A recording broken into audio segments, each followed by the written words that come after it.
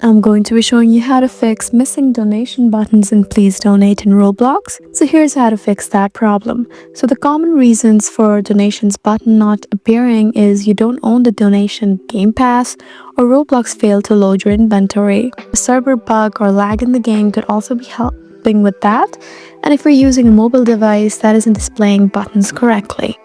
So the first thing to do is check Game Pass ownership. You just need to go to the Please Donate page on Roblox. Just open your game and find Please Donate. As you can see, it's right there. Just open it and tap on play and just enter it. And once you're here, you just need to tap on edit, and you just need to go to store and make sure you own the donation game pass. If not, then just purchase it.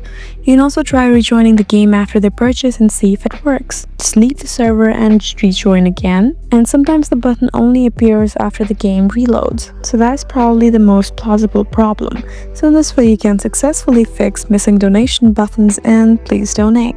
I hope this video was helpful for you. Please leave us a like and drop us a comment down below, and we'll see you again in our next video. Thank you for watching.